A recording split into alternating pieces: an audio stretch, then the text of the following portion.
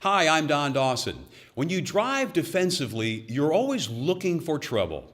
Not that you want to cause any, but so you can defend yourself against other drivers and the trouble they can create. Whether they're speeding, tailgating, or just not paying attention to what they're doing, other drivers can put you at risk. But they're not the only problem.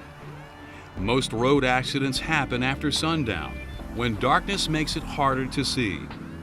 Rain, snow, and ice can send you out of control. And sometimes your vehicle itself can let you down.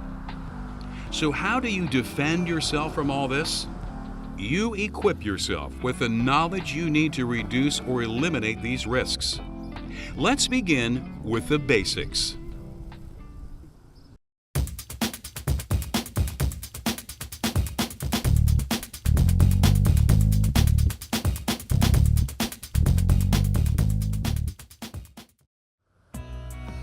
When you're driving defensively, you should always be thinking about a way out, an escape route, to get you free of any trouble you may encounter. To help you create this out, you need to set up a safety cushion, space between your vehicle and the vehicles on the road around you. First, establish a safe following distance between your car and the vehicle in front of you. Then, stay in the center of your lane to allow plenty of side space. And pay attention to the traffic behind you too. Check your mirrors regularly. To determine the appropriate following distance, you can use what's called the 3-second rule. Watch the car in front of you. When it passes a landmark like a tree or telephone pole, count how many seconds go by before you reach the same point. If it takes you less than 3 seconds to get there, slow down and back off. You're too close. You can use this counting method to adjust your following distance when you run into challenging road conditions. For instance, when you're driving in heavy traffic, add 1 extra second to your 3-second following distance. For night driving, when visibility is limited or bad weather, add 2 seconds. Add a second or two for any other condition that you feel increases your driving risk.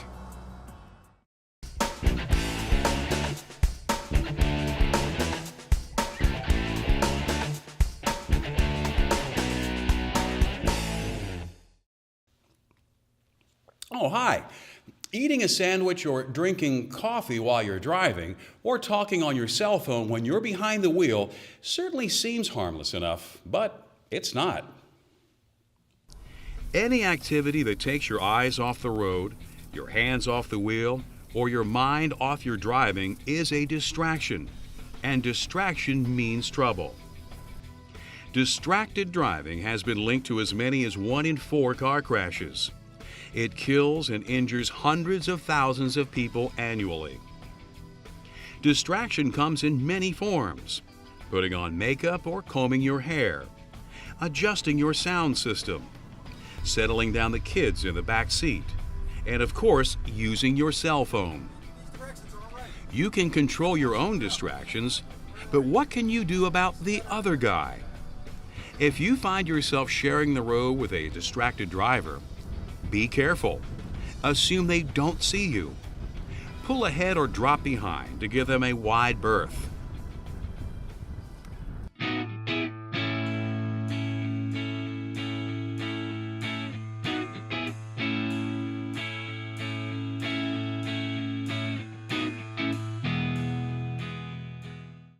Another bad habit you can avoid yourself but can't always escape in others is aggressive driving. Aggressive drivers push the speed limit, cut off other vehicles, fail to signal their turns, merge recklessly, and take a lot of other risks with their lives and yours. So you need to be prepared to defend yourself. The most common type of aggressive drivers out there are the tailgaters. They're always pushing. Because they want to go faster, tailgaters follow right behind your car, ignoring the possibility of rear-ending you if you stop quickly. When driving defensively, the best way to eliminate the threat from those tailgaters is to let them pass you. If possible, change lanes to get out of their way. Otherwise, slow down and keep to the right. If they can't or won't pass, turn your emergency flashers on, slow down, and pull over to the side of the road so they can go around you. Some aggressive drivers are especially dangerous because they're angry. They're the ones with road rage. Each year, there are thousands of reports of road rage. Drivers yelling at one another, making obscene gestures, even using their vehicles like weapons. What should you do if you find yourself on the receiving end of another driver's road rage? Rule number 1 is never make eye contact with an angry driver. They see it as a challenge, and it only increases their rage. Remain calm. Ignore gestures and shouts. Do not return them. To get away from the angry driver as quickly and safely as possible, leave the road you're on if necessary. If they keep following you, take the threat seriously. Do not stop or leave your vehicle. Stay on well-traveled roads. Look for a police officer. Drive to the nearest police station or call 911.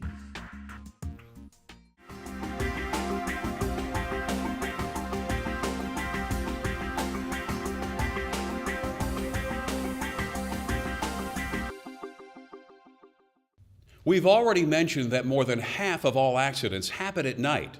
Driving when it's dark is more dangerous, period. So driving defensively by slowing down and using extra caution is simply common sense. Don't wait until it gets hard to see before you switch on your headlights. Do it when the light begins to fade at dusk. And switch them on in gloomy and sloppy weather as well. When rain, snow, or other conditions require you to turn on your windshield wipers, make a habit of turning on your headlights too. And never drive using only your parking lights or fog lights. They simply just don't do the job. You need to adjust your speed at night as well. If you drive too fast, you'll overdrive your headlights, so that the distance your vehicle needs to stop will be greater than the distance you can see. This means you're going too fast to react in time to what your headlights are showing you. High beams can extend your reaction time a bit because they light up the road further ahead, and you should use them as much as possible. But remember, your high beams can blind drivers in the cars in front of you. So switch to low beams when the spray of your light reaches that of oncoming cars or the bumper of a car you're following. Sometimes your high beams can even blind you. Don't use them in fog or snow. A lot of that light will only be reflected right back at you.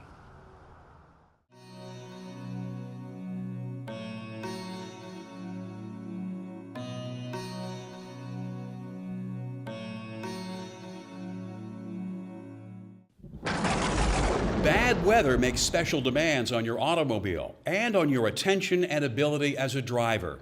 So don't wait for trouble. Driving defensively in these situations begins with preparation. First, make sure you've got a good snow brush ice scraper tool on board. Equip your car with the right tires for the season and the weather. This can mean all-weather or even snow tires.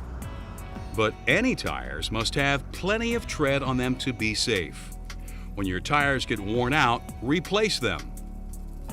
Make sure your windshield wipers are in good shape too, and can clear rain or snow off your windshield effectively. Check that you have plenty of non-freezing washer fluid to help your wipers do their job. And throw a couple of space blankets into your emergency kit. These will help you keep warm if you get stuck in the cold. Snow that piles up on a car or truck makes it harder to see because it blends in with the falling snow and the snowy landscape. And snow blowing off a vehicle can create instant whiteout conditions. If the car in front of you still has snow built up on its roof or trunk, increase your following distance so you're out of impact range if it should suddenly cut loose. The basis of the control that you have over your car is the friction between its tires and the road surface. Bad weather brings rain, snow, and ice, all of which can break that grip. So you need to know how to stay out of trouble. Apply your brakes sooner when coming to a stop. Slow down before you get to turns and curves. And always depress the brake pedal slowly and gradually. This will help you keep control of your car. But if the worst happens, you need to understand how to get that control back. Skidding occurs when one or more of your vehicle's wheels lose friction with the road. If you start to skid, don't slam on the brakes. This robs you of whatever friction and control you may have left. Instead, slow down by easing your foot off the gas pedal. Then regain control by steering with the direction of the skid. If your back end is skidding to the right, steer to the right. If it skids to the left, steer to the left. Another zero friction road problem is hydroplaning. This happens when there's too much water on the pavement. The grooves in your tires can't handle it and the rubber loses contact with the road. If you begin to hydroplane, do not use the brakes. Instead, ease your foot off the gas. As you slow down, your wheels will reconnect with the road and you'll regain control.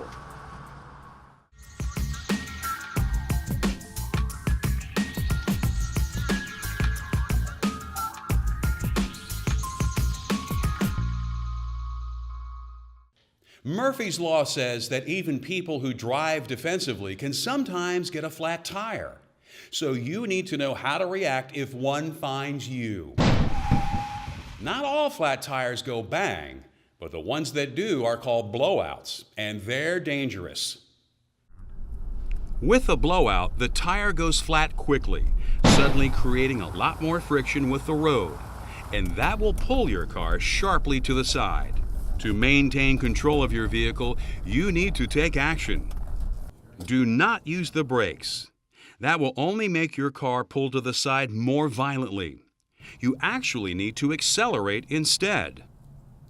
Keep a firm grip on your steering wheel and compensate for the pull of the flat by turning the wheel the other way. Once you've regained control, slow down and turn on your emergency flashers. Signal and move slowly to the shoulder or breakdown lane. Then get to a safe, flat surface well away from traffic if possible. If you have a spare tire and the correct tools, and you know how to change a tire, go ahead and put the spare on. Alternatively, raise your hood or tie something white to your radio antenna or door handle to alert other drivers and the police that you need help. If you're a member of a motor club like AAA that provides roadside assistance, give them a call. You can also call a local tire service or repair shop if you have the number. Don't call 911.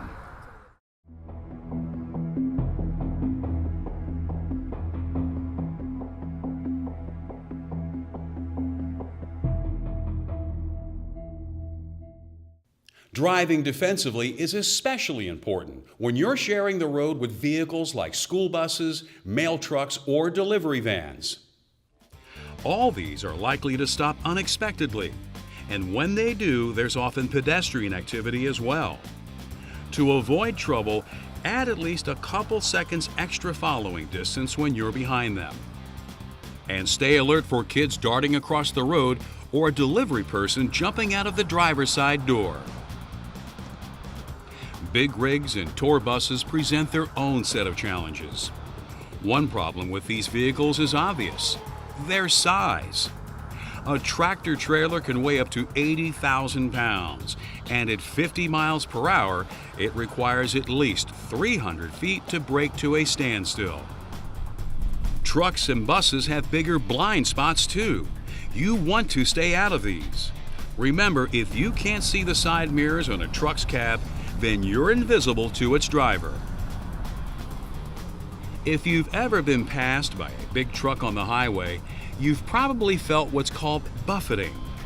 This happens when the air the truck is pushing out of its way hits your car hard enough to push you off course.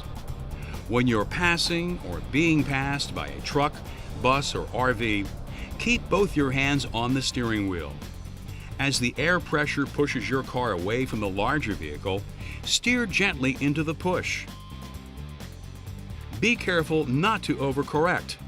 That will put you way closer to them than you want to be. When you want to pass one of these big vehicles, it's basically the same as passing a car, but there are some differences. You need more open road to pass a truck or bus since it takes longer to get around them. So pass quickly and minimize your time in their blind spots. Give them plenty of side clearance. Be ready for buffeting when you get near their front. And always wait until you can see both of their headlights in your rearview mirror before merging back into your lane. We've discussed a lot of ways that you can defend yourself on the road. Let's review. Create a safety cushion around your vehicle whenever you're in traffic. Don't be a distracted or aggressive driver yourself, and stay away from them on the road. Turn on your headlights at dusk and in bad weather. Maintain a moderate speed so you don't overdrive them. Know what to do if you have a blowout or other emergency. Prepare your vehicle and yourself for safe driving in bad weather. Use your brakes carefully. Steer with the direction of skids. Allow trucks and buses plenty of space and watch out for buffeting. The road is a dangerous place, but you can lower the risks by driving defensively. Whether you're dealing with bad weather, bad drivers, or just plain bad luck, you can defend yourself and arrive at the end of your journey safely.